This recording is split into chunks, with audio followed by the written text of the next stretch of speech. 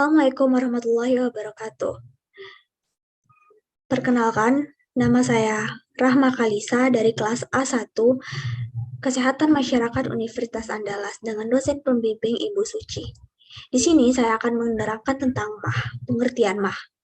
Sakit MAH adalah peningkatan produksi asam lambung sehingga terjadi iritasi lambung. MAH atau sakit lambung memiliki gejala khas berupa rasa nyeri atau perih pada ulu hati meskipun baru saja selesai makan. Namun, kalau rasa perih hanya terjadi sebelum makan atau di waktu lapar dan hilang setelah makan, biasanya karena produksi asam lambung berlebihan dan belum menderita sakit MAH. Gejalanya, beberapa gejala sakit MAH yang merupakan dasar diagnosa adalah riwayat rasa tidak enak berulang di ulu hati setengah hingga 1 jam setelah makan, dan timbul terutama pada dini hari merupakan gejala khas. Rasa nyeri akan menghilang dengan diberi makanan atau antisida, sekurang-kurangnya untuk sementara.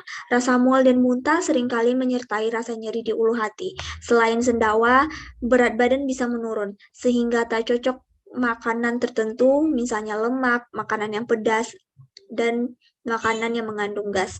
Nyeri serta rasa panas pada ulu hati dan dada, mual kadang disertai muntah dan perut kembung. Pengertian penyebab sakit MAH. Makanan atau minuman yang merangsang lambung yaitu makanan yang pedas atau asam, kopi, dan alkohol. Faktor stres, baik stres secara fisik ataupun stres secara mental.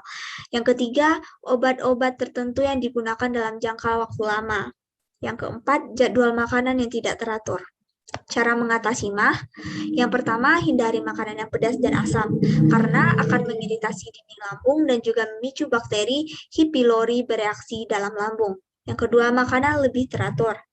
Dengan makan yang memiliki jadwal lebih teratur, membuat sistem pencernaan tetap berjalan normal dan juga menjaga nafsu makan. Yang ketiga, tidur teratur. Pola tidur yang teratur akan membuat atau membantu untuk mengontrol stres dengan tidur teratur minimal 7-8 jam sehari. Yang keempat, hindari kopi, teh, dan alkohol. Bisa menghambat nutrisi masuk ke dalam tubuh, memicu asam lambung naik, dan mengikis dinding lambung. Yang kelima, rutin detox 1 hari setiap minggu. Dengan rutin detox 1 hari setiap minggu dapat membantu untuk proses penyembuhan lambung karena adanya permasalahan dari asam lambung dan infeksi bakteri. Makanan yang dianjurkan untuk penderita MAH, jenis makanan yang dianjurkan bagi penderita MAH adalah sumber karbohidrat yang mudah dicerna seperti nasi lunak, roti, biskuit, dan crackers. Sumber protein yang diolah dengan cara direbus dan dipanggang dan ditumis, sayuran yang tidak bergas dan tidak banyak serat, bayam, labu, siam, wortel. Buah-buahan yang tidak bergas, pepaya, pisang, pir, dan minuman seperti teh dan susu. Perbedaan kondisi lambung pada saat terjadi MAH dan tidak terjadi MAH bisa dilihat di sini. Lalu proses pencernaan normal. Yang pertama itu mulut. Makanan pertama kali masuk melalui mulut. Di dalamnya terjadi proses pencernaan secara mekanik dan kimiawi. Proses pencernaan mekanik dilakukan oleh gigi, sedangkan proses pencernaan kimiawi dibantu oleh beberapa enzim seperti amilase, plialin, dan juga enzim maltase. Lalu setelah dari mulut terus ke kerongkongan. Setelah proses di mulut, selanjutnya makanan menuju ke kerongkongan.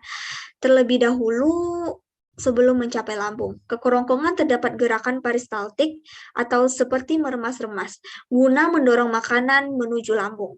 Lalu setelah dari kerongkongan langsung ke lambung. Selain di mulut, proses pencernaan secara mekanik juga terjadi di lambung ketika makanan dihaluskan oleh gerakan otot-otot lambung. Pada lambung terjadi pula proses pencernaan secara kimiawi melalui enzim-enzim. Ada enzim-enzim pepsin yang berfungsi mengubah protein menjadi asam amino, enzim renin yang berfungsi mengubah protein menjadi kasein, dan juga HCl yaitu asam klorida yang berfungsi memecah protein serta melawan virus dan bakteri yang masuk melalui sistem pencernaan.